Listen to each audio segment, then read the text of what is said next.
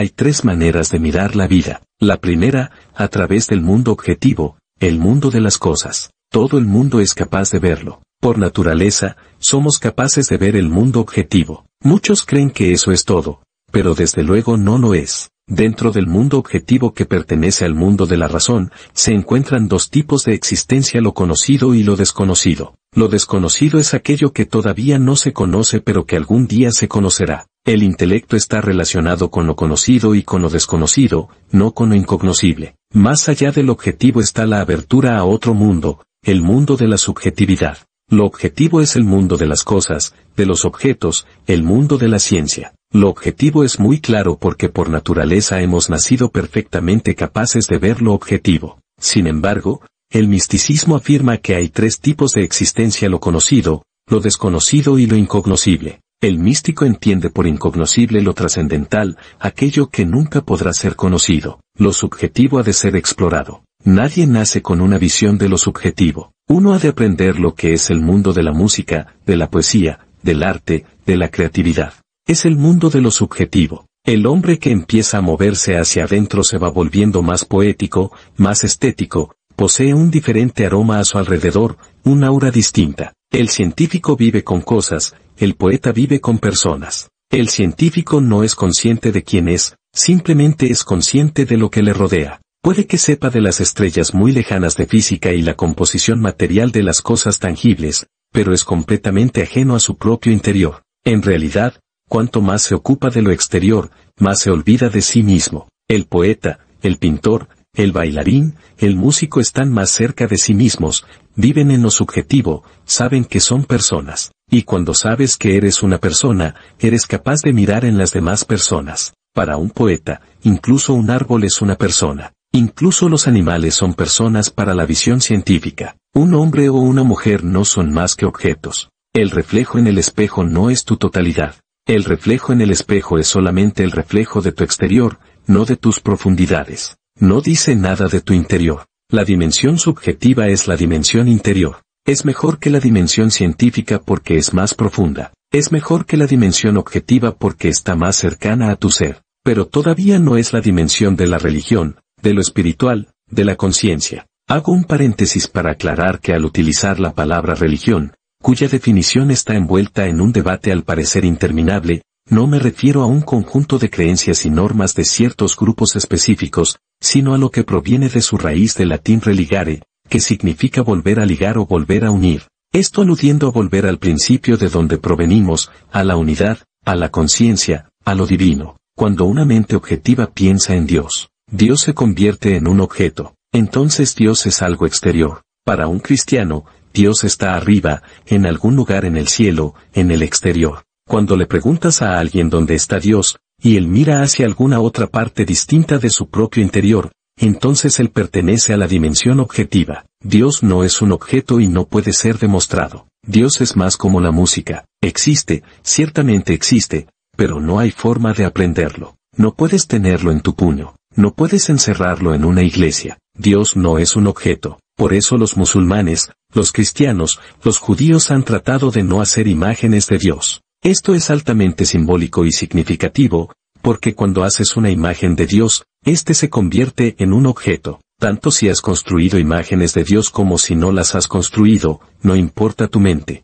Si es capaz de actuar en la dimensión objetiva, tratará a Dios como a un objeto. Incluso cuando un musulmán encara la Meca para sus oraciones, eso se convierte en una imagen. Si la mente es objetiva, tu idea de Dios será objetiva. Cuando empieces a pensar en Dios, empezarás a pensar en el alto cielo, en el límite superior del cielo. Dios está allí. Si le preguntas a una persona verdaderamente religiosa dónde está Dios, cerrará sus ojos y se irá hacia adentro. Dios está allí. A menos que Dios esté inmerso en ti, estarás acarreando con una imagen. Tanto si has construido una imagen con piedra, con yeso o con madera, no importa. Puedes hacer una imagen con cualquier cosa, con el pensamiento, con las ideas. Eso también es una imagen hecha de un material más sutil, pero aún así una imagen. El hombre seguirá siendo el mismo a menos que cambie su dimensión. Lo primero que hay que entender es que necesitas cambiar del objetivo a lo subjetivo. Mirar más profundamente en tu mundo interior,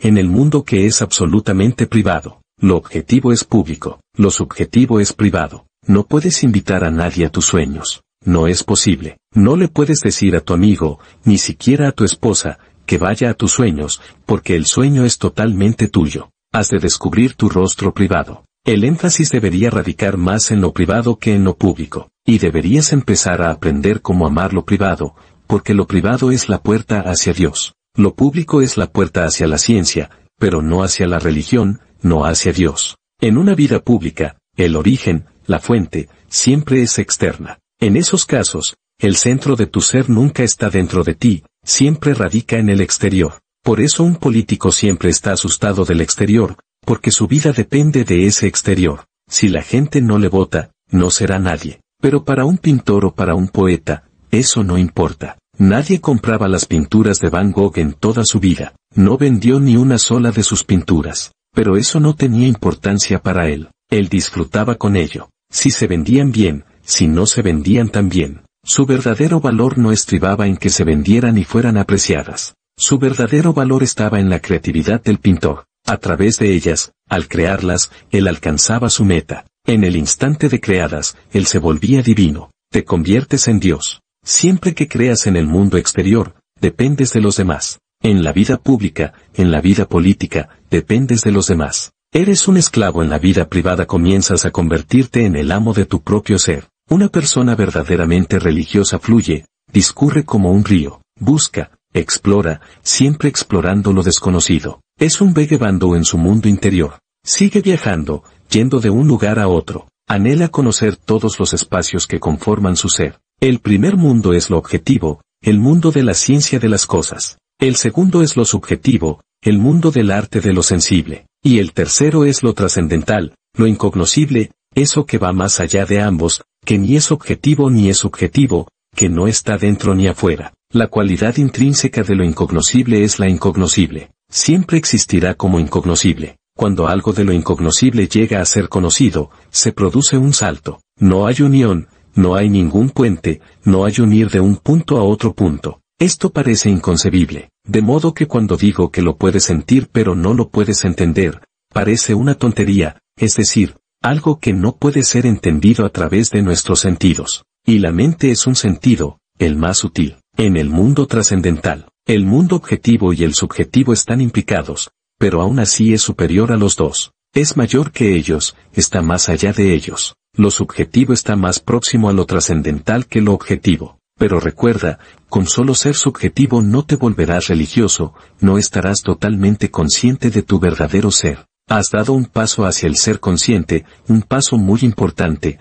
pero con solo ser subjetivo, no vas a volverte religioso. Puedes encontrar poetas y pintores que no son religiosos. La religión es más que el arte, más que las canciones. El mundo trascendental consiste, en primer lugar, en empezar a observar tus pensamientos. Abandona el mundo público y sumérgete en el privado. Observa tus sueños, tus pensamientos, tus deseos, tus emociones, tus humores y el clima que va cambiando en tu interior. Día tras día, un año tras otro. Obsérvalos. Esto es lo subjetivo. Entonces viene el último y definitivo salto. Poco a poco, al ir observando los pensamientos, empiezas a observar al que ve, al testigo, al que está observando esos pensamientos. Primero muévete desde los objetos a los pensamientos, luego desde los pensamientos al pensador. Los objetos pertenecen al mundo de la ciencia, el pensamiento pertenece al mundo del arte y el pensador es el mundo de la religión. Sigue yendo hacia adentro. La primera circunferencia exterior es de objetos, la segunda es de pensamientos y la tercera el centro, tu propio ser, que es solo conciencia. Solo tienes que ser un testigo. Ve abandonando los objetos e introdúcete en el pensar. Luego, un día, también los pensamientos serán abandonados y entonces quedarás solo en tu pureza. Entonces estarás absolutamente solo. En esta soledad está Dios, la liberación, el nirvana. En esta soledad, por vez primera estás en lo real. Lo objetivo y lo subjetivo están divididos. Existe una dualidad, un conflicto, una lucha, una división. La persona que es objetiva se está perdiendo algo, se pierde lo subjetivo. La persona que es subjetiva se está perdiendo lo objetivo. Ambas son incompletas. Las personas obsesionadas con el dinero son objetivas, solo les interesa lo material, no les interesa lo subjetivo. Miran en sentido contrario a donde se encuentra su verdadero ser. Por eso Jesús dijo que es muy difícil que los ricos entren en el reino de Dios, no porque sean ricos, sino porque están alejados de su complemento subjetivo, lo que les impide ser totales. El científico y el poeta son ambos incompletos. Solamente el que es total es santo en ser completos, íntegros. La santidad no significa ser virtuosos, sino totales. No queda nada sin implicarse. Todo está implicado, su riqueza es su totalidad. Lo objetivo y lo subjetivo se han disuelto en él. Pero él no es la suma de lo objetivo, más lo subjetivo es algo más. Lo objetivo está en el exterior. Lo subjetivo está en el interior y lo religioso, la conciencia, lo divino, está más allá. El más allá abarca ambos interior y exterior, y aún así es más allá. A esta visión se le llama espiritualidad. La visión del más allá. En el mundo de lo objetivo, la acción es muy importante. Uno ha de estar activo porque únicamente la acción es relevante en el mundo de las cosas. Solamente haciendo algo puedes cambiar en el mundo del objetivo. En el mundo de la subjetividad, la inacción, el hacer no es lo importante, lo es el sentir. Por eso los poetas se vuelven perezosos y los pintores, incluso grandes pintores y grandes poetas, tienen lapsos de actividad y luego recaen de nuevo en la pereza. La persona subjetiva es más dormilona, más soñadora, más perezosa. La persona objetiva es activa, está obsesionada con la acción. La persona subjetiva es más inactiva. Disfruta con el mundo de la fantasía y ésta puede alcanzarse sin la acción. La persona religiosa total es el encuentro de los opuestos. Acción en la inacción, inacción en la acción. Hace cosas, pero las hace de tal manera que nunca se convierte en el hacedor. Permanece siendo un vehículo de Dios, un medio. Es lo que los chinos denominan gubo inacción en la acción. Incluso cuando actúa, no está actuando. No hay tensión en él, no hay ansiedad, no se obsesiona con ello. E incluso cuando está inactivo, está lleno de energía, no es letárgico, está radiante de energía. Él, gracias a que los opuestos se han encontrado y han alcanzado una síntesis superior, puede actuar como si se encontrara en un estado de no acción y puede permanecer en un estado de no hacer, pero puede sentir la energía en él, la vibración de una tremenda actividad alrededor de todo su ser. Lao. Se dijo que la persona auténticamente religiosa nunca hace nada, pero que millones de cosas suceden a través de ella. Nunca actúa, pero a través suyo suceden muchas cosas. Los opuestos se convierten en complementarios, en un ser religioso. El día y la noche se encuentran y disuelven sus conflictos. El hombre y la mujer se encuentran. Es tan frágil como una flor y tan fuerte como una espada. Es duro y es suave, y es las dos cosas. Es un milagro, un misterio. Debido a que los opuestos se encuentran, él va más allá de toda lógica. Su ser es paradójico. En este punto, toda búsqueda se ha detenido en su centro más interno. La energía ha llegado a tal punto en que todo se ha disuelto en la unidad, en la no dualidad. Todos los opuestos se transforman en complementarios, todos los conflictos se disuelven y llega la cooperación. Entonces has llegado a casa. No hay necesidad de que vayas a ninguna parte. No hay nada que buscar, nada que desear. Este estado es el estado de Dios. Dios es un estado. Dios no es un objeto. Y Dios no es ni siquiera una persona. Porque Dios ni es objetivo ni subjetivo. Dios es trascendental. Un verdadero maestro, si ve que estás en lo objetivo, te dirá busca lo subjetivo, ahí está Dios. Si estás en lo subjetivo, te dirá ahora ve más allá. No hay Dios en lo subjetivo, Dios está más allá. Poco a poco uno ha de ir eliminando poco a poco, uno ha de ir abandonando cosas. Dios está presente cuando no hay objeto ni sujeto, cuando no hay objeto ni pensamiento, cuando no existe este mundo ni ese mundo, cuando no hay materia y no hay mente, Dios existe. Dios ni es materia ni es mente, Dios existe en ambas. Es una tremenda paradoja absolutamente ilógica más allá de la lógica. No puedes crear una imagen en madera o en piedra de Dios y no puedes hacer de Dios una imagen con conceptos e ideas. Cuando disuelves todas las imágenes, cuando has disuelto todos los dentro fuera, hombre, mujer, vida, muerte, todas las dualidades, entonces lo que queda es Dios. Sé simplemente un observador en la colina. Olvídate de que eres un hombre o una mujer. Olvídate de tu cuerpo, olvídate de que eres una mente y sé solamente un testigo, y entonces habrás llegado a lo trascendental. Y esta dimensión ha de expandirse a todas tus situaciones de la vida ordinaria. Hagas lo que hagas, puedes hacerla de tres formas. Objetivamente, esa es la forma científica, la forma occidental o subjetivamente esa es la forma oriental o de forma religiosa, la forma trascendental en la cual Oriente y Occidente se disuelven. Occidente se ocupa más de la mente consciente, Oriente se ocupa más de la mente inconsciente, pero la religión trasciende a ambos. La religión es la de la mente superconsciente, la mente trascendental que ni es occidental ni oriental. La ciencia, lo objetivo, niega la existencia de lo divino, porque dice solo hay una división lo conocido y lo desconocido. Si existe algún Dios, lo descubriremos. El místico, en cambio, dice hagas lo que hagas, hay algo en la misma base de la existencia que seguirá siendo incognoscible, un misterio. Si el místico está equivocado, la ciencia va a destruir todo el sentido de la vida. Si no hay misterio, se destruye el sentido de la vida y toda su belleza. Lo trascendental es la belleza, el sentido, la aspiración, el fin. La vida cobra significado gracias a lo incognoscible. Cuando todo se conoce, todo se vuelve plano. Te sentirás hastiado, aburrido. Lo incognoscible es el secreto. Es la vida misma. Es posible penetrar en lo incognoscible, pero no es posible explicarlo. El sentimiento es posible. La explicación, no.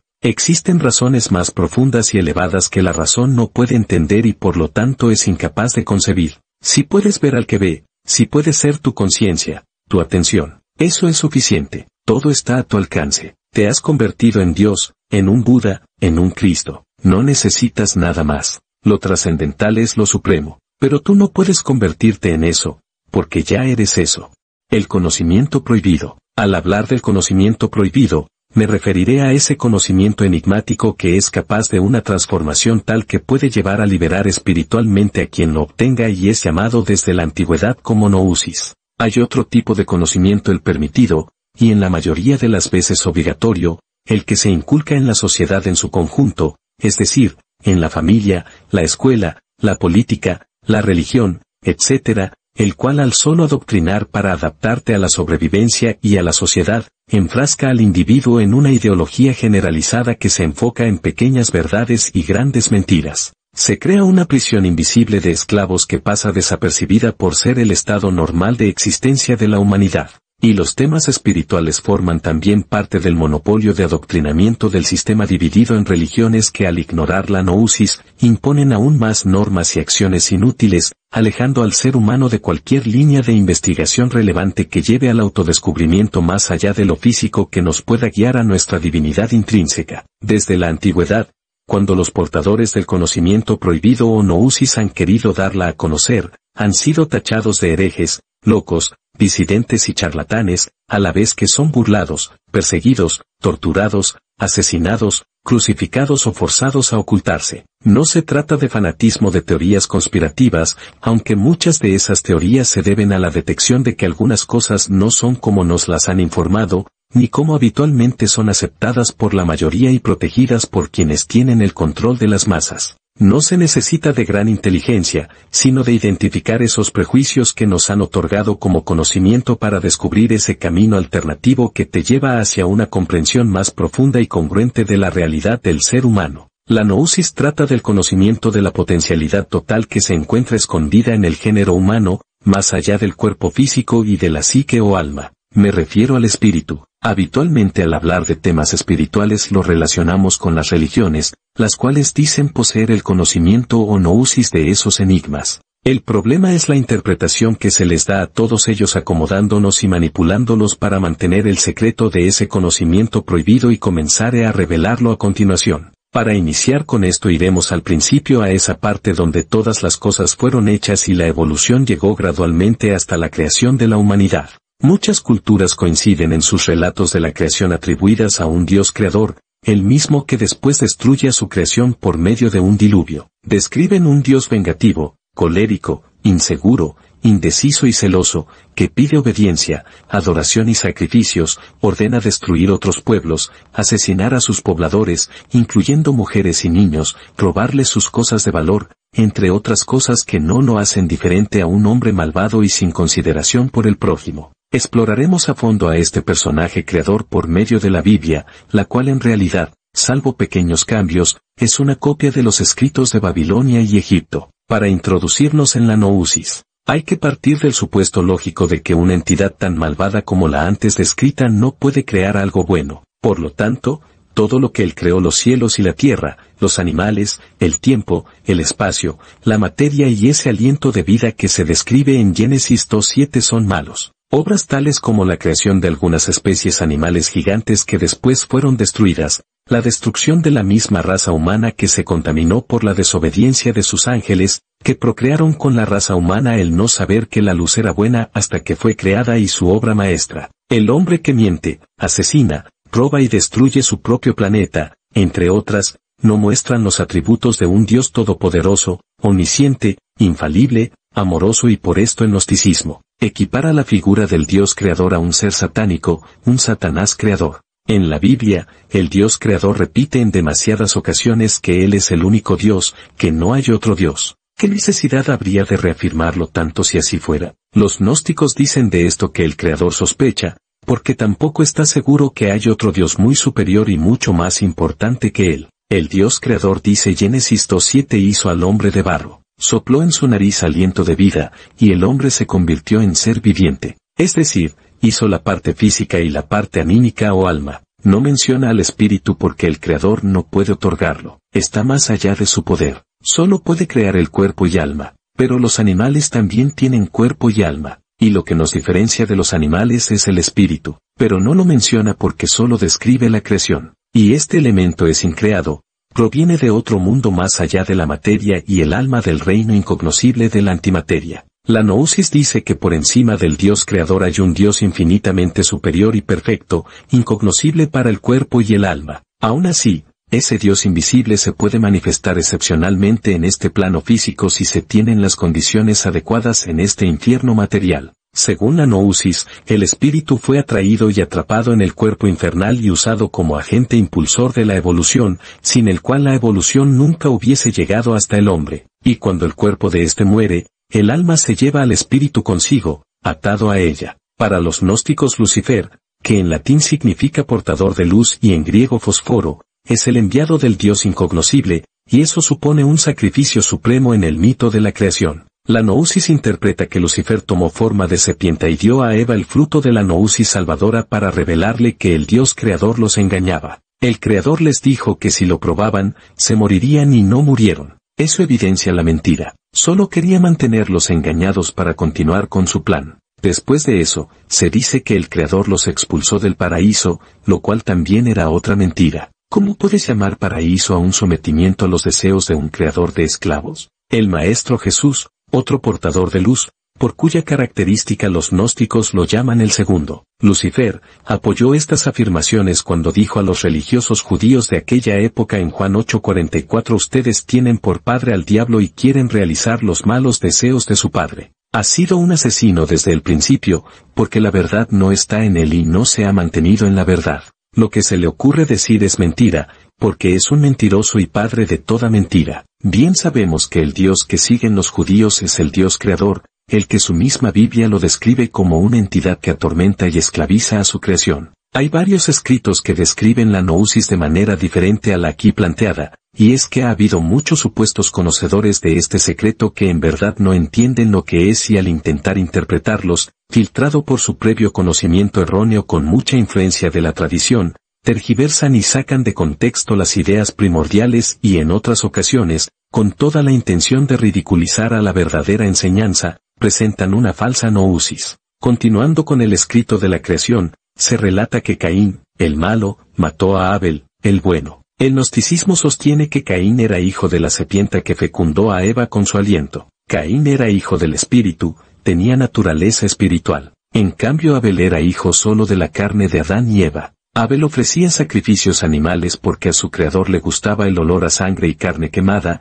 así como la tortura de los seres vivos. En cambio, Caín ofrecía vegetales, frutos y semillas sin causar sufrimiento a ninguna especie, pero no de buena gana. El espíritu contenido en su interior le decía que no tenía por qué obedecer. Él no pertenecía a este mundo. Viendo más allá de lo que los seguidores del Creador repiten, más allá de ese velo que oculta el verdadero significado de esta historia, tenemos que Caín mató a Abel, lo que representa el desprecio del espíritu hacia el cuerpo en que se encuentra atrapado contra su voluntad. El aborrecimiento por este mundo impuro, plagado de mandamientos abusivos, injustos y absurdos. Si has sentido lo mismo que Caín, el darte cuenta que la descripción y órdenes de tu Creador no demuestran ese Dios de amor que describen los verdaderos maestros de este conocimiento, se debe a esa misma chispa del Espíritu, a tu naturaleza eterna increada, que de manera sutil te invita a buscar esta enseñanza oculta, como menciona Jesús en Mateo 7. Sigue buscando y encontrarás.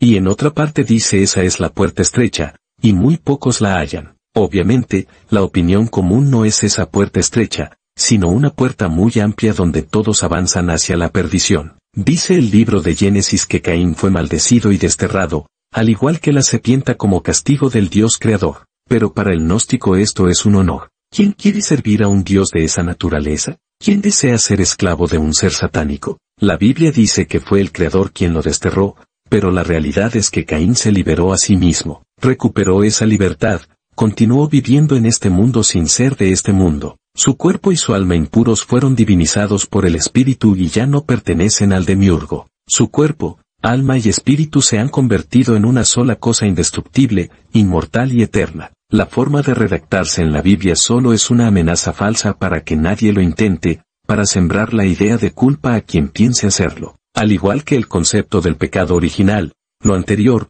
muchas otras corrientes místicas de maestros iluminados han tratado de comunicarlo, como es el caso de la siguiente parábola. Había un mago muy rico que tenía muchísimas ovejas, pero al mismo tiempo este mago era muy tacaño. No quería contratar pastores ni tampoco construir una cerca en torno a los pastos en los que pasean sus ovejas. En consecuencia, las ovejas a menudo entraban en el bosque, se caían por barrancos y así sucesivamente, y sobre todo, se escapaban porque sabían que el mago quería su carne y sus pieles, y eso no les gustaba. El mago al fin encontró un remedio. Hipnotizó a sus ovejas y les sugirió, para empezar, que eran inmortales y que no se les hacía ningún daño cuando se las desarrollaba, sino que por el contrario, eso era muy bueno para ellas e incluso agradable. En segundo lugar, les sugirió que el mago era un buen amo, que amaba a su rebaño tanto que estaba dispuesto a hacer cualquier cosa por él. El mago sugirió a sus ovejas que no eran ovejas en absoluto. Algunas de ellas le sugirió que eran leones, a otras que eran águilas,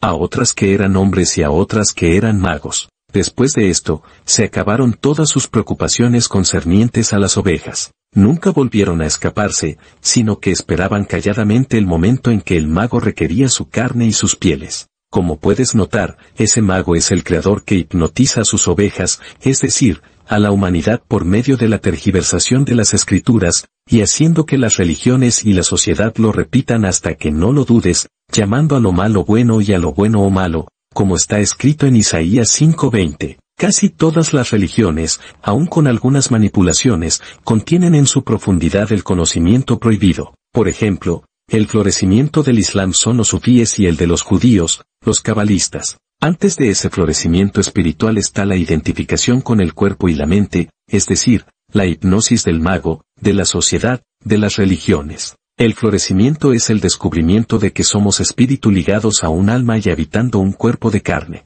La naturaleza espiritual es imposible de entender desde la identificación con nuestro cuerpo y alma, pero se puede tener una idea observando el comportamiento de quienes han alcanzado ese estado, aunque la expresión de cada uno es auténtica. Algunos parecen contradecirse entre sí, pero todos apuntan a lo mismo. Jesús fue llevado a su crucifixión sin resistencia de su parte. Sócrates tomó el veneno emocionado por experimentar que se sentía en la muerte del cuerpo físico y poder dejar esa enseñanza a sus discípulos. Al místico sufí Manser primero le cortaron las piernas estando vivo y después las manos. Después le arrancaron la lengua y le sacaron los ojos. Y seguía vivo. Se dice que cuando le cortaron las piernas, él se rió y el verdugo le dijo hasta yo me siento terrible por lo que te estoy haciendo y tú te ríes. ¿Cómo puedes hacer eso? Manson contestó así como tú me estás viendo, yo me estoy viendo. ¿Y cuál fue el grave delito de todos ellos? ¿Haber revelado ese conocimiento prohibido que habían redescubierto? Manson decía soy Dios. Esa revelación es el secreto mejor guardado en este mundo. Dice la Biblia que el Creador, al expulsar a Caín, le puso una marca para que nadie lo dañara o matara. Pero eso solo es una atribución que se hace, que no le corresponde una mentira más, ya que según el gnosticismo, el hombre que se ha transformado en puro espíritu, aunque siga habitando el cuerpo, es intocable. Su naturaleza verdadera está fuera del cuerpo y el tiempo es un derecho propio de su naturaleza, de su ser increado. Solo lo creado puede ser destruido. Todo lo que nace va a morir. El espíritu no es creado, es eterno, no es materia, es indestructible. Caín se convirtió en un ser superior a su creador. Es una oveja que ha salido de la hipnosis y eso puede advertir a las demás ovejas de una naturaleza infinitamente superior a la que le hicieron creer. Por eso tantas medidas horribles y extremas por conservar ese conocimiento en secreto. Se dice también que el Creador tiene planes para nosotros. Esos planes consisten en un experimento evolucionario en el que participan cuerpo, alma y el espíritu del hombre, hasta que tenga éxito con alguno de ellos para extender ese modelo en todo su universo creado. La historia y la Biblia nos confirman que ha habido otras razas humanas, civilizaciones y diferentes tipos de animales, las cuales también han sido destruidas tiempo después, incluso universos. Este universo fue creado y será destruido. Es la forma de actuar del Creador lo que nos dice que el Creador experimenta con prueba y error. ¿Pero tú qué? ¿Escuchas eso? No te preocupes. Tu verdadera naturaleza es el Espíritu Eterno. No puede ser destruido, pero debes realizarlo antes de morir. El experimento más exitoso que el Creador ha realizado es la evolución del mono a humano. La Gnosis atribuye esta gran mutación evolutiva a la utilización de espíritus de gran pureza provenientes del mundo increado, los cuales han sido atraídos mediante engaños y encarcelados en contra de su voluntad en un cuerpo y alma humana. Es notable la correspondencia de la afirmación anterior con lo expresado en la epístola 1 de Pedro 3:18, que menciona que Cristo predicó a los espíritus encarcelados. Cristo predicó aquí en este mundo que la Gnosis llama infierno. Está muy claro, nosotros somos los espíritus encarcelados. El gnosticismo explica que al morir el cuerpo, el espíritu continúa atado al alma y los tormentos de este infierno continúan fuera del cuerpo hasta su siguiente reencarnación, y que el Creador se alimenta de las emanaciones producidas por el dolor y los llantos de los hombres. Esto tiene mucho sentido y explica el porqué de tanta crueldad en los castigos y tormentos hacia su propia creación. Hubo un gran maestro gnóstico del siglo III después de Cristo llamado Mani, otra víctima de los sacerdotes del Creador. La versión más conocida dice que Mani fue despellejado vivo y mantenido con vida durante 26 días, y su piel rellenada con paja y exhibida en las puertas de la ciudad como advertencia para quienes enseñen cosas que puedan truncar los planes del Creador. Y por si eso fuera poco, tenemos muchos más castigos para quienes se rehúsan a someterse a una condición de esclavos del Creador. En la misma Biblia se pueden leer los castigos a Adán y Eva, el diluvio, Sodoma y Gomorra, las plagas de Egipto, la Torre de Babel, la crucifixión de Jesús y muchas más. De esta manera se infunde miedo a los esclavos, los hace más obedientes y sumisos y hace que se cuestionen muchas veces antes de buscar el verdadero conocimiento por sí mismos. Para los gnósticos, todo lo que está en los libros sagrados de las religiones no es la palabra del Dios verdadero incognoscible, sino la del Dios creador o demiurgo. Además de las medidas extremas de castigos físicos, el demiurgo, que significa creador en griego,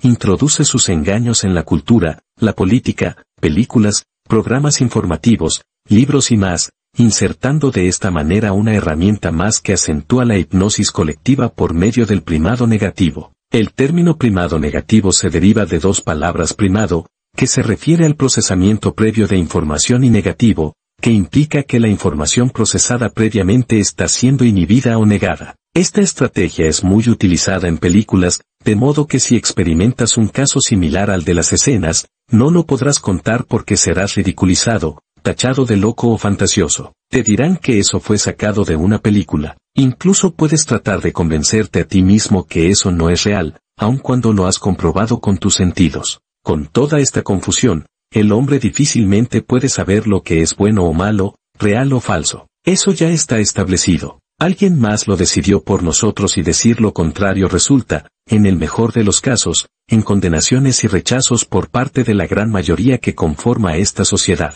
Bajo la hipnosis colectiva del demiurgo, quienes llaman luz a la oscuridad y oscuridad a la luz verdadera, llaman bien a todo lo satánico proveniente del demiurgo y a todo lo que proviene del Dios incognoscible. Lo llaman mal, haciendo que la mayoría de seres humanos pasen su vida luchando a favor del mal verdadero. De modo que si la luz del Dios infinito descendiera sobre ellos, solo verían oscuridad. Sus ojos son tan impuros y cegados por mentiras y prejuicios que no están aptos para percibir una luz de tal naturaleza. Para ellos sería una oscuridad terrorífica. El gnosticismo dice que si no puedes liberar tu espíritu por tu propia cuenta, los espíritus se liberarán cuando el Creador decida terminar su creación. Pero para eso, tal vez falten millones de años. Mientras tanto, seguirá tomando demasiadas precauciones para que no se sepa lo que a él no conviene, eliminando todo hombre, libro o cualquier otro medio que intente comunicar este secreto. Otra manera de ocultar el secreto a plena vista es manipular la verdad como atribuirse al Creador las características del Dios incognoscible. De esta manera nadie buscará a un Dios superior al Creador.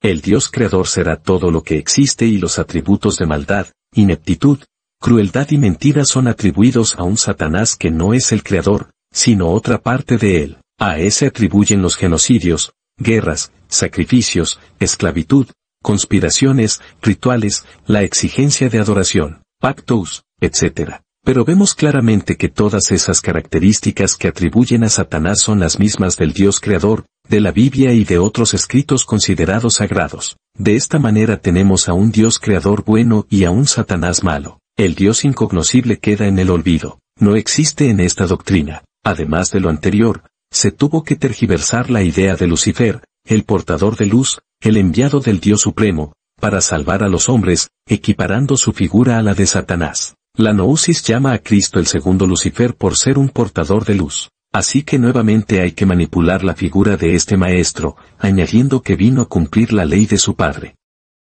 Pero en realidad Jesús no guardaba la ley. La misma Biblia dice que los religiosos judíos le reclamaban que no respetaba el día de reposo. ¿Y quién falta a un solo mandamiento? Falta a la ley completa. El espíritu es libertad. Los mandamientos son esclavitud.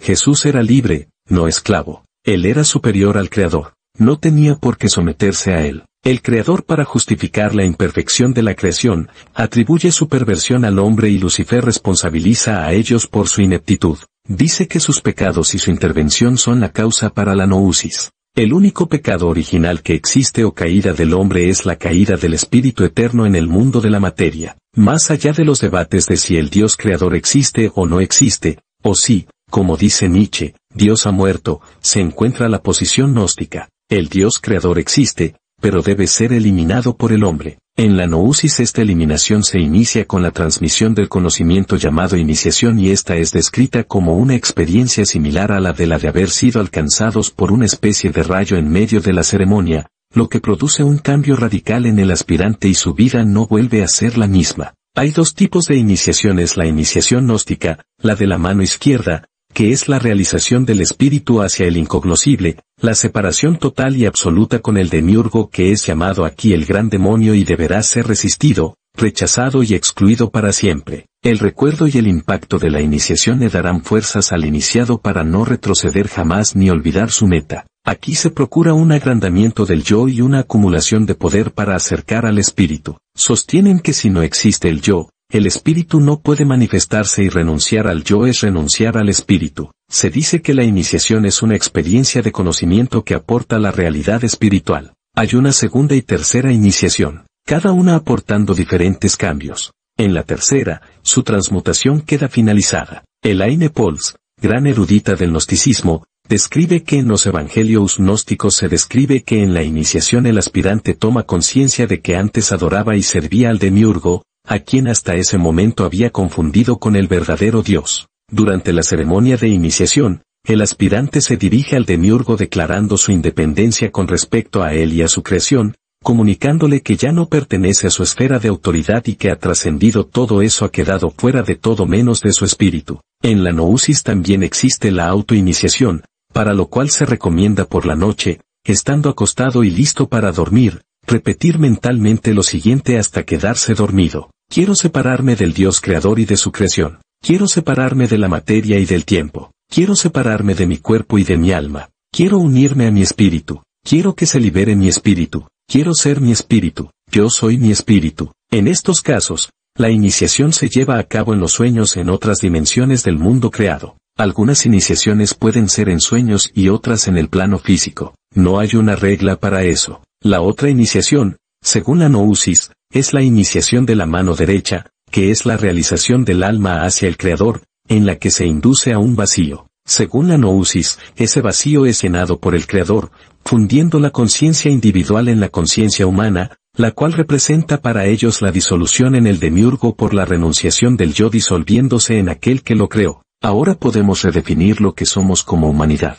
Somos espíritus eternos e increados, aprisionados en la materia y el alma, en el estado habitual de conciencia. Formamos parte de los planes de un egregor satánico que utiliza nuestra chispa de espíritu para evolucionar su creación humana. La ruta de escape de lo anterior es tomar conciencia por medio del conocimiento de nuestra verdadera condición divina, a lo que en la mística se le denomina el segundo nacimiento espiritual, el que lleva a la vida eterna. Con tanta manipulación, destrucción y encubrimiento de la verdad, es inevitable cruzarse muchas veces con la enseñanza errónea. Algunos, al profundizar y darse cuenta de ello, desisten. Pero no hay otra tarea más importante para la humanidad que buscar ese conocimiento secreto. Esa es la gran meta, y no los bienes materiales, ni la respetabilidad o la obediencia ciega, sino la transformación del cuerpo y alma por medio del espíritu. Esto es lo más terrible para el creador satánico, porque amenaza su obra a medida que el hombre se transforma en su verdadera naturaleza eterna. Se percata del adormecimiento hipnótico de los demás hombres y que él mismo ha permanecido por mucho tiempo en ese estado. En la lucha final, el demiurgo, en su forma de delirio, será la fuerza disolvente final. El iniciado se apodera de esa fuerza y la usa en contra del Creador. Si resulta victorioso, alcanza la salvación. De lo contrario, es probable que enloquezca. Una vez alcanzada la victoria, puede retornar al reino del Dios incognoscible de donde proviene, o quedarse en este mundo infernal luchando por la liberación de los demás espíritus esclavizados. La mayoría opta por lo segundo, y estos son los guardianes que mantienen viva esta enseñanza secreta. El cuerpo y alma, antes de esta transformación no está apta para contener al espíritu vivificado. Pero una vez que la transmutación es realizada, cuerpo y alma se elevan a materia divina y eterna. Se convierte en una sola entidad indisoluble por toda la eternidad.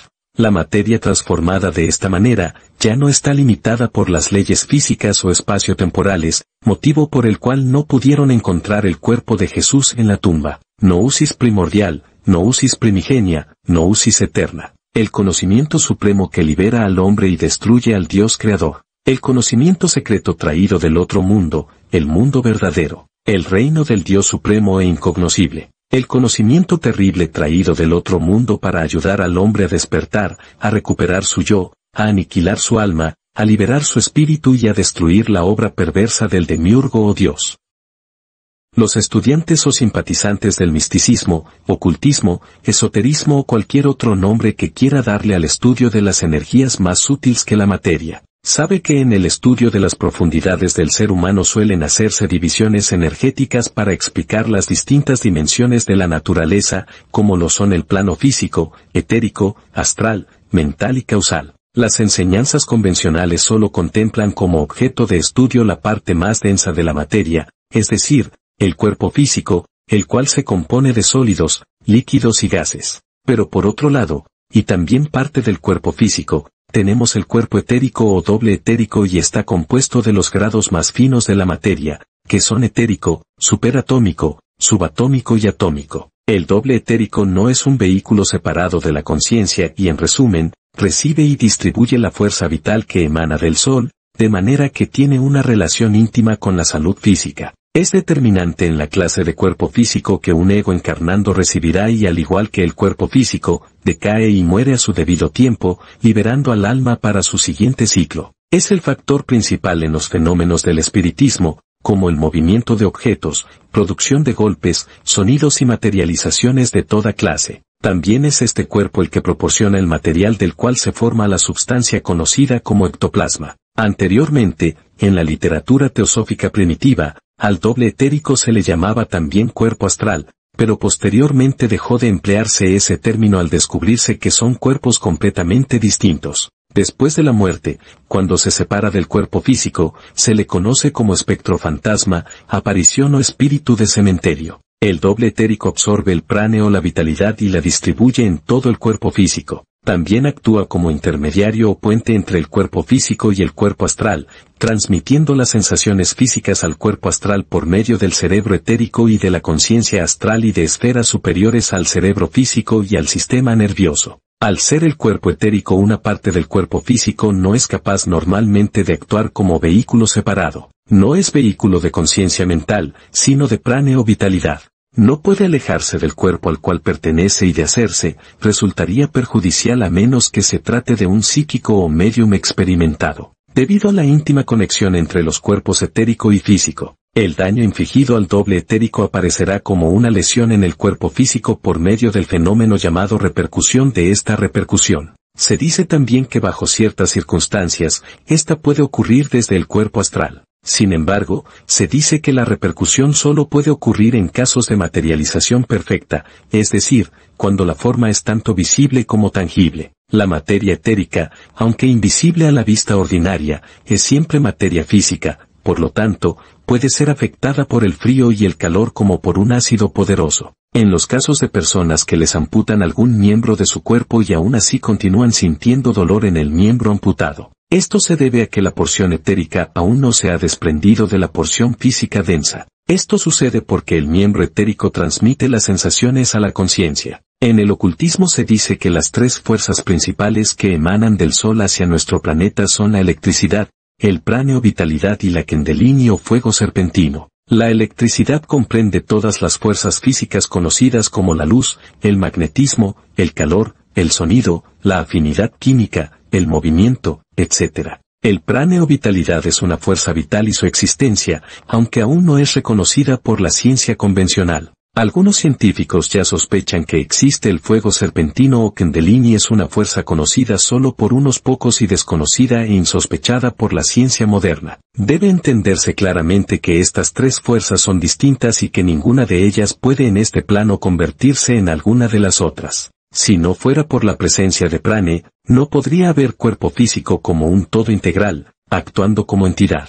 Sin prane, el cuerpo no sería más que un conjunto de células independientes. Prane las vincula y las conecta en un todo complejo. Prane es absorbido por todos los organismos vivientes, pues al parecer es necesaria una provisión suficiente del mismo para la existencia de ellos. La mezcla de prane astral con prane físico crea materia nerviosa, que es fundamentalmente la célula y da el poder para sentir placer y dolor. Las células se transforman en fibras como resultado del pensamiento. El prane que palpita en estas fibras es una composición de prane físico, astral y mental. La doctrina secreta habla de prane como de vidas invisibles o ardientes que proveen de energía vital constructiva a los microbios, permitiéndoles así construir las células físicas. Es importante notar que aunque los nervios están en el cuerpo físico, no es este como tal el que posee el poder de sentir como envoltura. El cuerpo físico no siente, es receptor de impresiones. Únicamente el cuerpo externo recibe el impacto,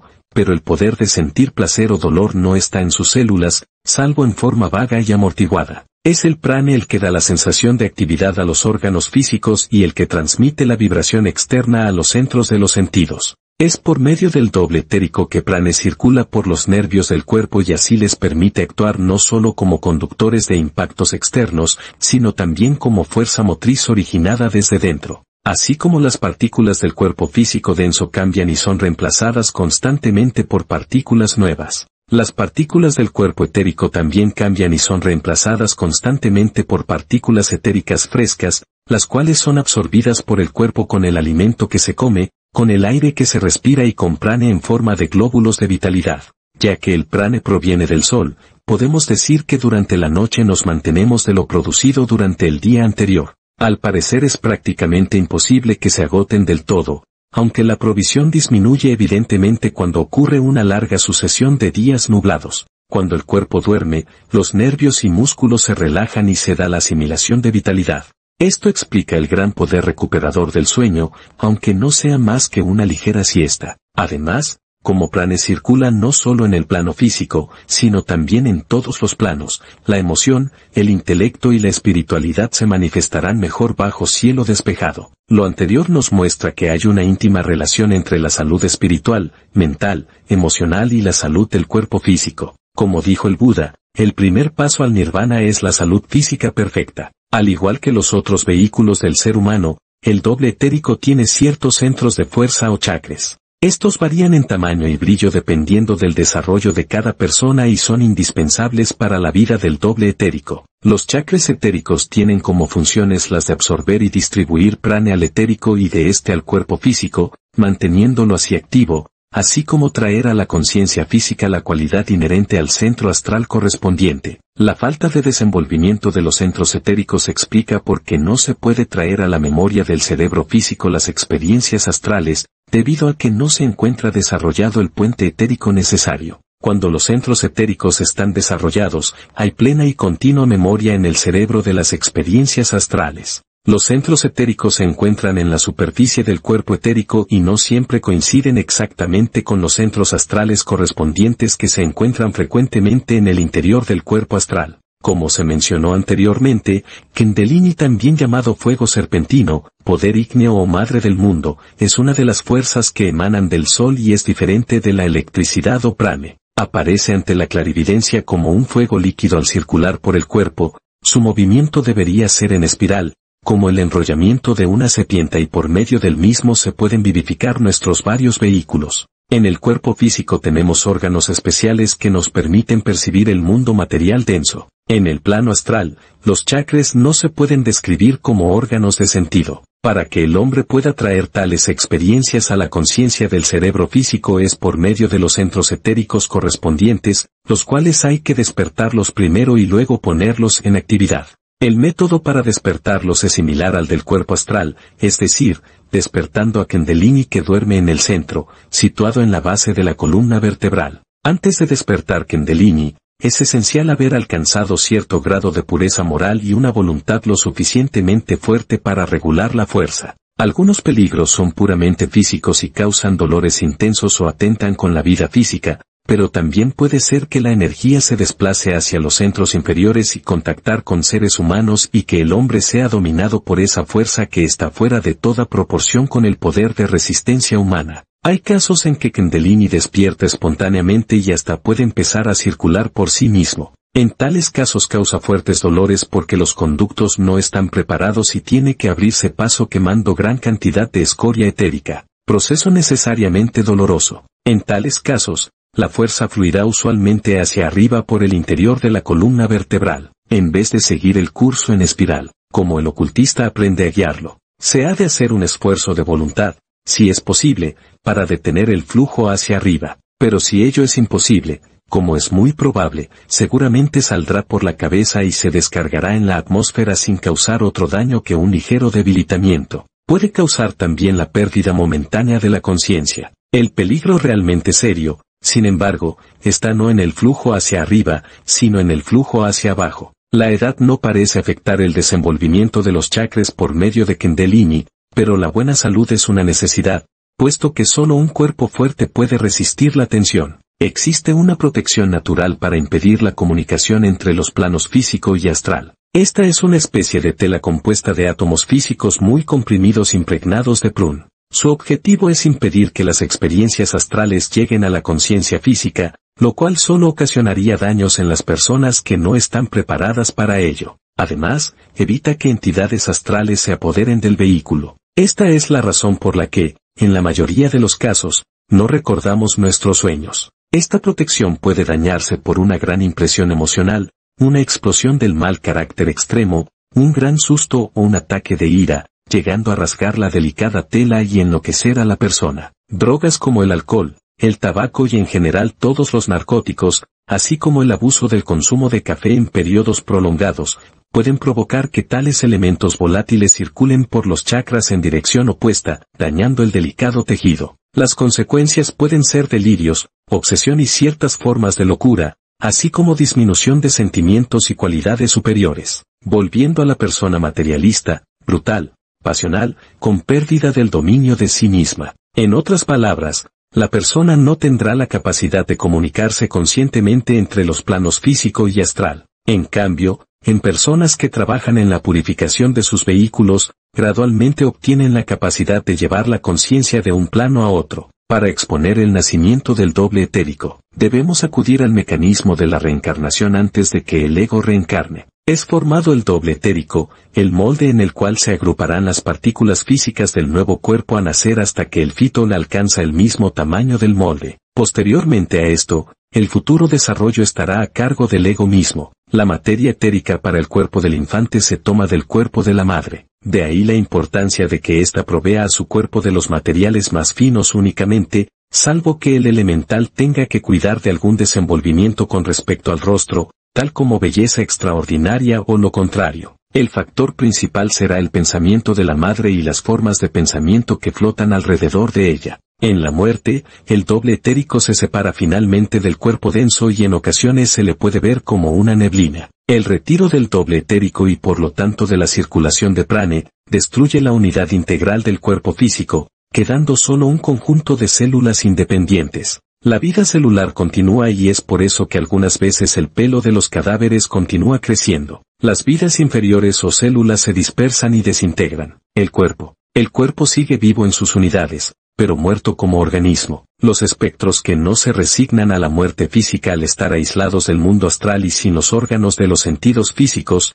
vagan solos y aterrorizados, incapaces de intercambio con plano alguno. En ocasiones intentan contactar con el plano físico por medio de médiums, pero usualmente los guías espirituales del médium impiden el acceso por el peligro de ser usado o enloquecer. Ocasionalmente se apoderan de médiums inconscientes, es decir, personas muy sensitivas. También pueden utilizar algún animal como vacunos, cerdos, gatos, perros o monos, de los cuales son desprendidos también con un gran esfuerzo de muchos días o a la muerte del animal. Las corrientes de prane responden a la voluntad.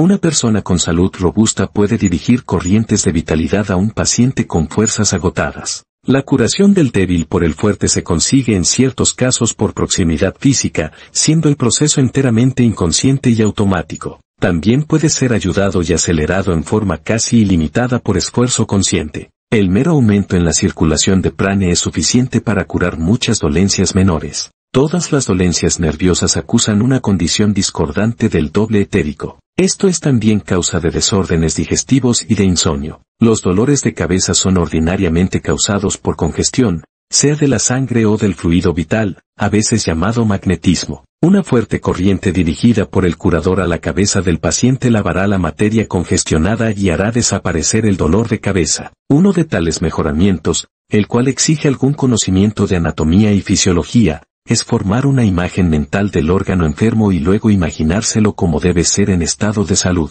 El fuerte pensamiento moldeará la materia etérica en la forma deseada y con ayuda de la naturaleza se construirán nuevos tejidos mucho más rápidamente de lo que sería posible de otra manera. Otro método todavía más completo es crear el órgano en materia mental, luego construirlo en materia astral, después densificar en materia etérica y finalmente llenar el molde de gases líquidos y sólidos utilizando materiales disponibles en el cuerpo y proveyendo las deficiencias del exterior. El operador debe estar completamente sano, de lo contrario puede hacer fluir sobre el paciente porciones de su magnetismo enfermo. Después de cada procedimiento en que se utilicen las manos para sanar, el operador ha de tener cuidado de arrojar de sí la materia etérica que ha eliminado del paciente, pues de otra manera puede quedar en su propio sistema y sufrir un malestar similar al que trata de curar. Ordinariamente, basta con sacudir la mano fuertemente hacia abajo y lejos de uno. Se puede también arrojar el magnetismo en un lavabo de agua, luego se arroja el agua. El proceso se completa lavándose las manos una vez se ha terminado el tratamiento. La mediumnidad es generalmente peligrosa y rara. Los médiums son anormalmente organizados, logrando separar el cuerpo etérico del denso con facilidad, pero no la totalidad del cuerpo etérico, ya que el cuerpo denso moriría al no tener circulación de prane o fuerza vital. Lo que hacen es que cuando el doble etérico es echado fuera, este se divide en dos. Aún así, estas prácticas van seguidas ordinariamente de agotamiento extremo. Algunos terminan casi desmayados, pálidos, tendidos en el suelo, porque la evolución de la fuerza psíquica va acompañada del correspondiente escape de la fuerza vital. En la sesión espiritista, el clarividente puede ver el doble etérico saliendo de su cuerpo denso al que llaman espíritu materializado, y es moldeado fácilmente en diversas formas por los pensamientos de los concurrentes. Este adquiere fuerza a medida que el médium cae en trance profundo y pueden tomar también materia etérica de los presentes en la sesión. Una sacudida o perturbación repentina o cualquier intento de sujetar la forma del espíritu es peligroso en alto grado y hasta puede causar la muerte del médium. Se conocen muchos casos en que durante la materialización, el cuerpo del médium se encogió perceptiblemente, presentando el rostro arrugado y marchito, un aspecto lívido y muy desagradable. Se comprobó besándolo que el cuerpo del médium había disminuido hasta 40 libras de su peso normal, mientras el peso de la forma materializada resultó ser más o menos el mismo que la disminución del médium y hasta más debido a la extracción de alguna materia densa de los cuerpos de los concurrentes. Para una entidad astral que desee manifestarse o producir algún fenómeno en el plano físico, el médium le proporciona la materia etérica necesaria, la cual actúa como intermediaria para transmitir las fuerzas astrales a la materia física. La posesión plena y regulada de la visión etérica permite ver a través de la materia física una pared de ladrillo, por ejemplo, tendrá la consistencia de una ligera neblina. Se puede describir con exactitud el contenido de una caja cerrada y leer una carta sin abrirla. Con un poco de práctica se puede también encontrar un pasaje de un libro cerrado. La Tierra es transparente hasta cierto punto para la visión etérica, de manera que uno puede ver a profundidad considerable como en el agua regularmente clara. Se puede ver así una criatura en su madriguera bajo tierra o una veta de carbón o de metal. Si no está muy por debajo de la superficie, el medio a través del cual miramos no es exactamente transparente. La visión etérica hace naturalmente visibles los dobles etéricos de las personas. Estos dobles se ven frecuentemente cerniéndose sobre sepelteres recién abiertas en las sesiones espiritistas. El efecto de la visión etérica es completamente diferente al de la visión astral. La magnetización está constantemente en acción. Cualquier objeto que haya estado en íntimo contacto con un individuo absorbe el magnetismo del mismo. Incluso los alimentos tienden a cargarse con el magnetismo de quienes los manipulan, puesto que el magnetismo fluye más fuertemente por las manos. Las joyas pueden estar impregnadas de sentimientos de envidia o codicia, o crímenes cometidos con el objeto de poseerlas. De manera que los psíquicos pueden verlas envueltas en cuadros de horror, pero también pueden ser depósitos de potentes influencias buenas y deseables, como las joyas gnósticas de antiguas iniciaciones que retienen hasta hoy su poderosa influencia magnética. El dinero en forma de monedas y billetes está frecuentemente cargado de magnetismo altamente desagradable. No solamente llega a cargarse de una gran mezcla de diferentes clases de magnetismo, sino que además está envuelto en los pensamientos y sentimientos de quienes lo han tenido en sus manos. Las ropas de cama son otro ejemplo de objetos físicos que absorben y emanan influencias magnéticas. Se ha observado que se tiene sueños desagradables durmiendo sobre una almohada usada por una persona de carácter desagradable. Los grandes santuarios se erigen comúnmente en lugares en donde vivieron hombres santos, donde tuvo lugar algún acontecimiento, tal como una iniciación o donde haya reliquias de algún personaje. En todos esos casos se ha creado en el lugar un potente centro magnético de influencia que persistirá durante miles de años. Ectoplasma es el nombre dado a la materia etérica que se desprende o exuda del médium y se emplea en los fenómenos espiritistas.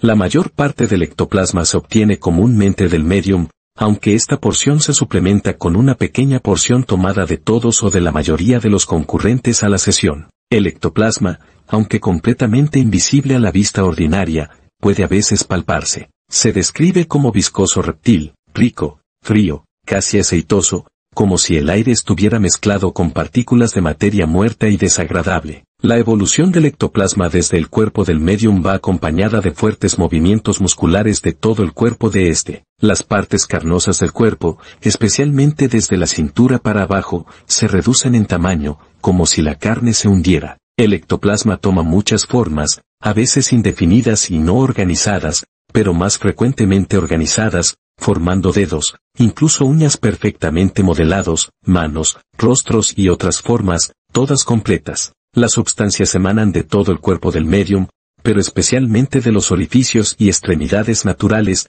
de lo alto de la cabeza, de los pechos y de las puntas de los dedos. El origen más usual y el que se observa más fácilmente es la boca, la superficie interior de las mejillas, las encías y el paladar. Dada la íntima conexión entre la estructura, la nutrición y salud del cuerpo etérico y la salud física, es a todas luces evidente que la investigación de toda clase de fenómenos etéricos conduciría a descubrimientos de gran interés científico y de benéfica importancia para el hombre. La atención que desde hace poco se dedica a un más amplio empleo de la luz solar, evidentemente guarda relación con lo que conocemos con respecto a las emanaciones del prane del Sol, la difusión por la atmósfera y la absorción del mismo por los seres vivientes. En esta ocasión hablaremos del tema del demiurgo o creador. Este tipo de temas tienen una limitación expositiva inmensa debido a su misma naturaleza. No cabe aquí la objetividad ni medios de comprobación. Esto, naturalmente, se debe a que la realidad que trata de explicarse está revestida por otras esferas de la realidad, lo subjetivo y abstracto. No por ello se desiste del intento de aproximarse a lo sensible o incognoscible. La predisposición del oyente es otro factor que puede posibilitar o prohibir aquello que se desea transmitir. Las religiones monoteístas, en general, atribuyen al demiurgo o creador la materia, el alma, el espíritu, la voluntad, el universo entero, cualquier evento, la suerte, la vida y la muerte, el bien y el mal, en fin, todo es atribuido al demiurgo. El mismo que creó la materia a partir de la nada, para ellos es el único Dios. Un Dios todopoderoso, perfecto, omnisciente, que crea y destruye, premia y castiga, te da la vida y te la quita, te ama o te odia. Este tipo de doctrinas requiere una exégesis profunda para aclarar cada punto confuso y poderlas presentar de manera congruente, por lo que serán omitidas en esta ocasión. Sin embargo, las perspectivas que presento como referencia del tema aluden a algunas de ellas y pueden explicar de paso parte de sus contradicciones. Primeramente analicemos la palabra demiurgo, que según la RAE proviene de dos palabras griegas. La primera es demiurgo, que significa democracia público-popular o perteneciente al pueblo. La segunda palabra es argan y se traduce como energía o trabajo. De la fusión de ambas tenemos como significado semántico el que trabaja para el público. En su lengua original griega, el término demiurgo se utilizaba para designar a personas que ejercían un arte, oficio o profesión, a personas o dioses, creadores, productores, artífices o autores y a los magistrados de la ciudad. En la obra de Platón, escrita alrededor del año 360 a.C., titulada Timeo, en la que escribe acerca del origen del mundo, menciona a un demiurgo o artesano universal que habría dado origen al universo, llevándolo del desorden al orden. En el pensamiento griego, a diferencia de las doctrinas judías y cristianas, entre otras, no se concibe a un Dios que crea a partir de la nada para ellos, en concordancia con la mayoría de las posturas científicas. La materia es preexistente y eterna. La idea de un creador sería, en todo caso, un artesano de la materia ya existente que le da forma y estructura. El término demiurgo es posteriormente en la filosofía gnóstica, aplicado a una entidad que, sin ser necesariamente creadora, es impulsora del universo. Tanto la postura platónica como la gnóstica difieren del sentido monoteísta en el significado de demiurgo, en que tanto el demiurgo en sí mismo como el material a partir del cual le da forma al universo, se consideran ambos como consecuencias de algo más. Dependiendo del sistema, el demiurgo puede ser considerado increado y eterno o producto de alguna otra entidad.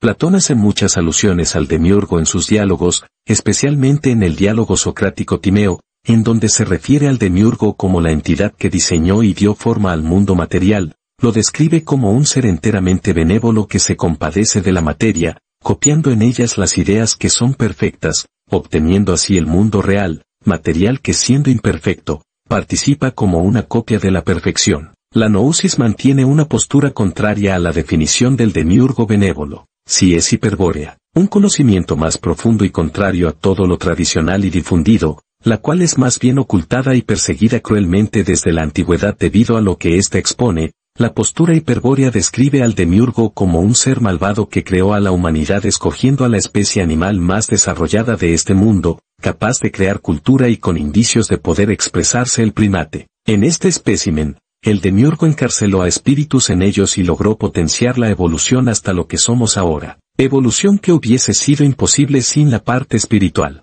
Esta parte espiritual encarcelada en la materia, es la impulsora y desarrolladora de conciencia en el animal hombre, además de ayudar a desarrollar un lenguaje capaz de expresar por medio de símbolos conceptos comprensibles para la comunidad humana y con esto cultura. La cultura es una herramienta muy poderosa para el demiurgo. Observemos a nuestro alrededor y a nosotros mismos de manera objetiva, como la gran mayoría es altamente influenciada por la cultura. Gracias a ella, la creación de sistemas, religiones, políticas, reglas, información, educación, trabajo, etc. siguen patrones de conductas e ideales impuestos en su mayoría, que si examinamos a profundidad, no han llevado al género humano a una trascendencia real. Más bien son guiados a una obediencia ciega de todas esas normas aceptadas y validadas por la sociedad en su conjunto. La cultura de la humanidad es mayormente maligna. Se mienten, destruyen y matan entre sí. Su enfoque es habitualmente en lo material, reflejando a su Creador, quien los hizo a su imagen y semejanza. Las Escrituras describen a un Creador orgulloso que exige adoración y obediencia, y quien no lo haga es castigado. Manda a asesinar pueblos enteros y robarles sus cosas de valor. Destruye por medio de diluvios o lluvia de fuego a las partes defectuosas de su creación, lo que lo coloca muy lejos de ser un ser todopoderoso e infalible. Y el ser humano seguidor de la cultura refleja estas características de su Creador. Según la Gnosis hiperbórea, los planes del Creador son hacer experimentos evolucionarios en los que intervienen cuerpo, alma y espíritu, hasta que uno de esos experimentos tenga éxito, para extender ese modelo en toda su creación. De lo contrario lo destruye y lo vuelve a intentar como prueba. Hay algunas civilizaciones humanas destruidas, incluso prehumanas, citadas en las Escrituras y en la arqueología. Los intentos del Creador son lograr una imitación de lo que él imagina que es el mundo incognoscible. El mejor resultado de los experimentos del demiurgo es el del ser humano actual, el cual en los últimos 30.000 años tuvo mejores avances que en toda su historia. Y esto la Gnosis hiperbórea lo atribuye a la utilización de espíritus de gran pureza provenientes del mundo increado,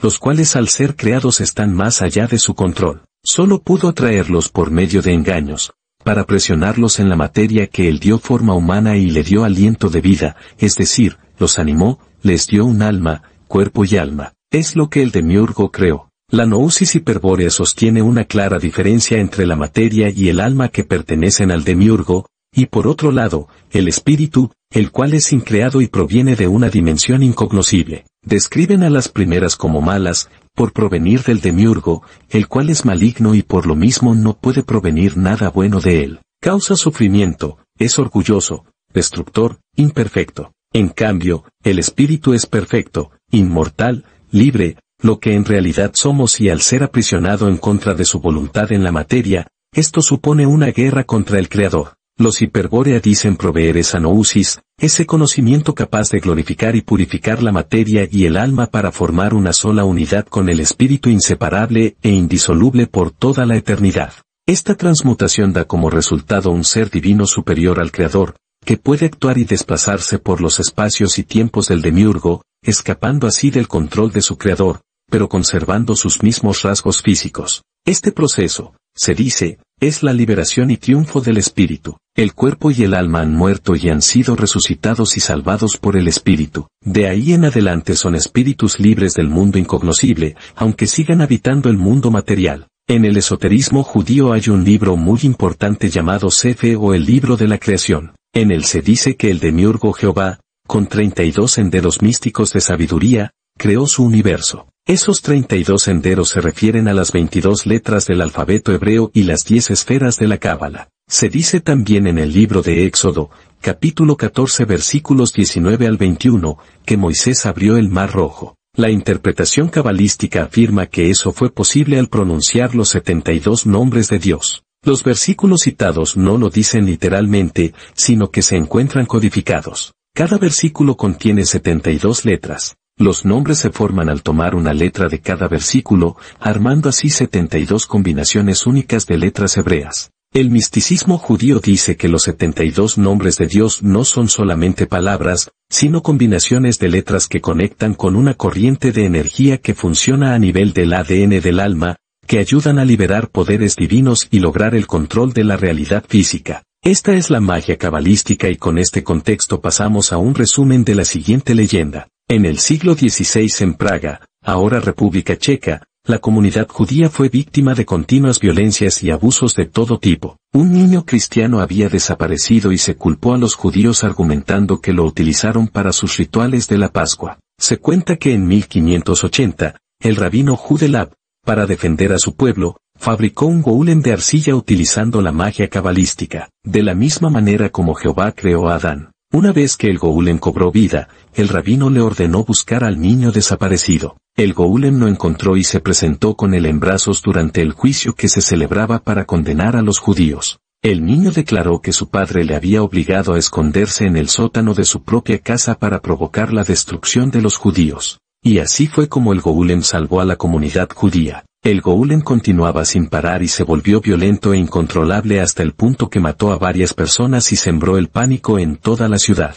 El rabino, tras obtener del emperador la promesa de que no atacaría a los hebreos, eliminó la letra Aleph de la palabra Emet que el Golem llevaba escrita en su frente, con lo que ésta pasó a significar muerte en hebreo Met, tras privarlo así de la vida. La U escondió al Golem en el ático de la sinagoga de Praga, lo encerró con llave y ordenó que nadie accediera a aquel lugar. De la leyenda anterior se escribió una novela, pero en un mundo donde este tipo de cosas no se pueden contar como reales, no juzgaré a nadie que decida creerla cierta. Pero sea cierto o no, hay una correspondencia con lo que las escrituras afirman del demiurgo, y esta es que nos hizo semejantes a él. Así como él crea, nosotros también podemos hacerlo de tener los conocimientos necesarios. El demiurgo creó al humano a partir del barro. Después lo animó el rabino citado lo hizo de la misma manera. El Golem al final no resultó tan obediente como se esperaba, así que fue destruido por su creador, el rabino. Con los habitantes de Sodoma y Gomorra pasó lo mismo. Desobedecieron al demiurgo y fueron destruidos.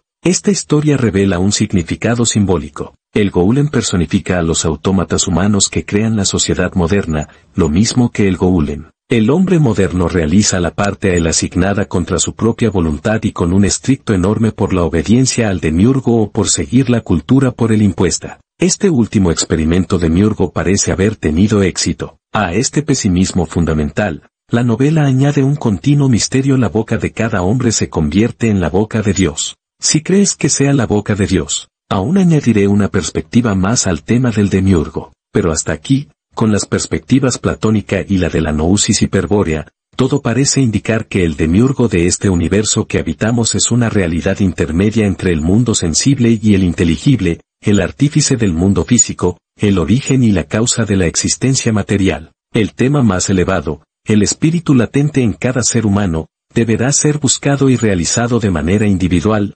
rasgando los velos de la ideología común, más allá de la cultura y sistemas impuestos en esta creación material animada. El siguiente enfoque será desde la perspectiva paradójica del Zen. El Zen es una religión sin un concepto de Dios, por lo que muchos prefieren no llamarle religión. Dios es solo otro nombre para la totalidad de la existencia. El Zen es acrítico, imparcial, neutro. Esta postura afirma que cuando aceptas tanto el bien como el mal y no eliges, ambos se anulan entre sí. De repente surge el silencio. No hay ni bien ni mal, solo existencia sin discernimiento. Desde esta óptica, si existe un creador, el humano es un títere y los hilos los mueven las manos del demiurgo. Tu libertad, tu vida, tus pensamientos, tu trascendencia y tus acciones dependen de él. Tú no eres responsable de nada. ¿Existe Dios o existe la libertad? Ambos no pueden existir juntos. Pero cuando de repente te das cuenta que nada es como te lo habían hecho creer tus padres, los profesores, sacerdotes,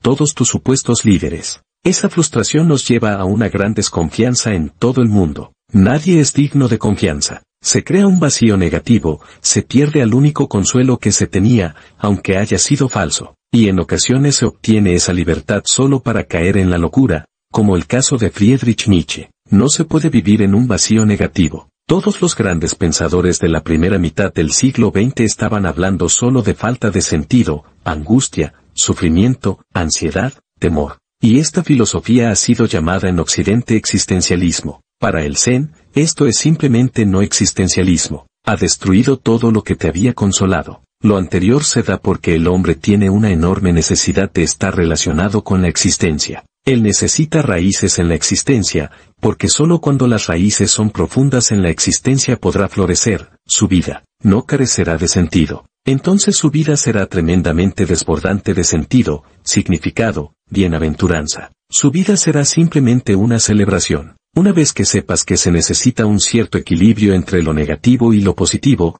entonces tendrás tus raíces en la existencia. Es un extremo creer en Dios, en un creador, en el otro extremo, no creer en Dios. Y tienes que estar justo en el medio, absolutamente balanceado. El ateísmo se vuelve irrelevante. El ateísmo se vuelve irrelevante. Tu balance traerá una nueva luz, nueva alegría, bienaventuranza para ti, una nueva inteligencia que no es la de la mente. Esa inteligencia que no es la de la mente, que te hará consciente de que toda la existencia es tremendamente inteligente, no necesita a alguien que la dirija. No solo está viva, tiene sensibilidad, tiene inteligencia. Cuando hayas encontrado esta fuente inagotable de vida y éxtasis, entonces no importa si tienes un Dios o no, no importa si hay un infierno o un cielo, si existe un demiurgo. Toda división se encuentra solamente en la mente. Esta dualidad te hace un ser dividido de la misma existencia. El Zen dice que una vez que te conoces a ti mismo, el centro de tu ser, sabes que eres uno con el cosmos y descubres que el cosmos nunca ha sido creado. Ha sido siempre y estará allí siempre, desde la eternidad hasta la eternidad.